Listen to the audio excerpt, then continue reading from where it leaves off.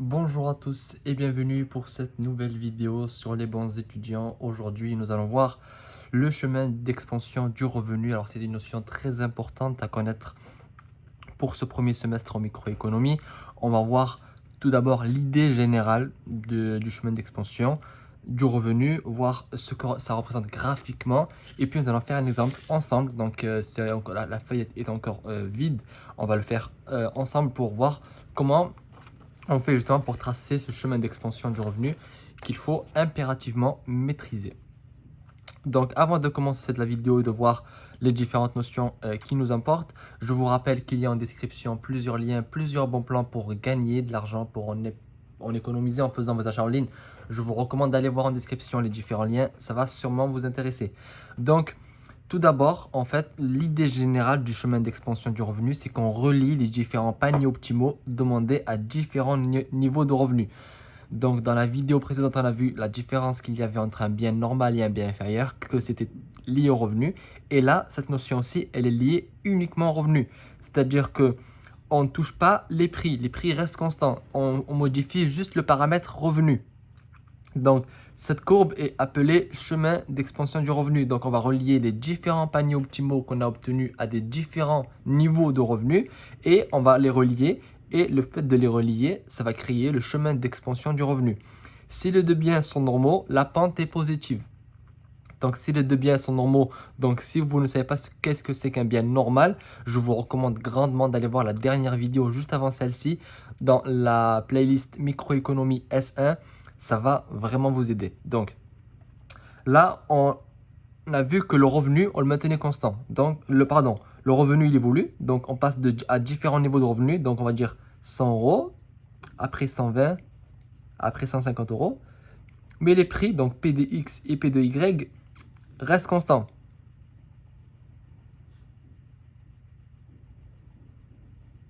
D'accord?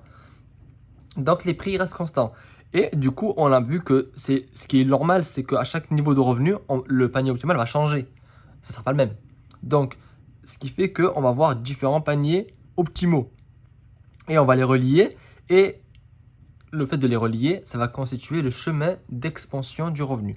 Donc là, on va faire un exemple ensemble pour voir un peu ce qu'on entend par là.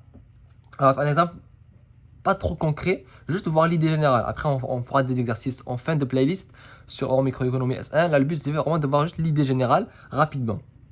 Donc, au début, on nous dit que P de X, c'est égal à 5 euros. P de Y égale 10 euros. Je prends des chiffres ronds, comme ça, moi, ça va nous faciliter. On prend également que le premier revenu, donc M, on va l'appeler M, c'est égal à 100 euros. Donc, on a tout d'abord des droits de budget. Parce que là, le revenu va changer. Donc, ça, c'est le M1. Après, on va avoir plusieurs M.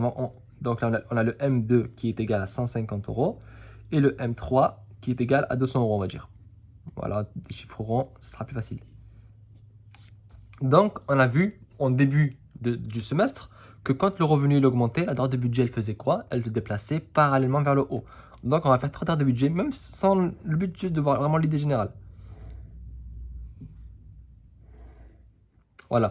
Donc, ça représente du coup 100 euros, 150 euros, 200 euros. Donc, la droite de budget, donc ça c'est pour M1, M2 et M3. De budget, elle monte parallèlement au fur et à mesure que le revenu il augmente. Les P de X et P de Y, ils restent constants. D'accord? Donc O2. Bon, je ne vais pas les faire. Constant. Le but, maintenant, c'est de voir les paniers optimaux. Donc là, on va voir plusieurs coupes de différence. On va dire, on a une première ici, une deuxième ici, et une troisième ici. Et là, en fait, ici, à ce niveau-là, donc à M1, quand le revenu est de 100 euros, P de X et P de Y, c'est 5 et 10 euros, respectivement. Donc, à un moment donné, on a un panier optimal. Je vous rappelle que si vous ne savez pas comment on trouve le panier optimal, c'est avec la méthode de substitution ou la méthode de Lagrange. J'ai fait 2 vidéos justement pour chacune des méthodes. Allez voir ça. Donc là, on va dire qu'on passe l'étape où on va trouver les paniers optimaux. Ce n'est pas le but de la vidéo. Là, le but, c'est juste de voir le chemin d'expansion du revenu. Donc, le premier panier optimal, il est là. Le deuxième, il est là. Le troisième, il est là. Et là, si on vous demande le chemin d'expansion du revenu, le but, vraiment très bête, c'est de relier ces différents points. Bon, là, j'ai mal relié parce que j'ai glissé. Mais le but, c'est de les relier. Donc ça, c'est le chemin d'expansion du revenu. D'accord? Et là, en fait, on peut voir si on vous demande comment ils sont ces biens. Donc, on peut vous demander comment, si ce sont des biens inférieurs ou des biens normaux. Vu que ici, on voit comment la quantité de biens évolue. Parce que là, on peut voir que le premier à M1, on a cette quantité de biens X étoile 1. Après, ici, on a X étoile 2. Ici, on a X étoile 3. À mesure que le revenu il augmente, on peut voir que la quantité de X, elle augmente. Donc, on a vu dans la vidéo précédente que ce sont des biens normaux. Ici, pour Y, pareil. Là, on a Y étoile 1, Y étoile 2, il est plus haut, donc ça augmente. Et Y étoile 3, il est encore plus haut, donc ça augmente. Donc, au fur et à mesure que le revenu, il augmente, la quantité demandée du bien Y, elle augmente également. Donc, on peut dire également que le bien Y, c'est un bien normal. Donc, les deux biens, ce sont des biens normaux. Et donc, on peut voir également, puisqu'on l'a vu dans la feuille précédente, on a vu que si les deux biens sont normaux, la pente est positive. Et là, on peut voir que la pente de cette droite, elle est bien positive, puisqu'elle est croissante. Donc, ça, c'est important aussi à savoir. Donc, s'il faut retenir vraiment l'idée principale, c'est sur cette première feuille-là. Donc, c'est le chemin d'expansion du revenu. Ça relie les différents paniers optimaux demandés à différents niveaux de revenus.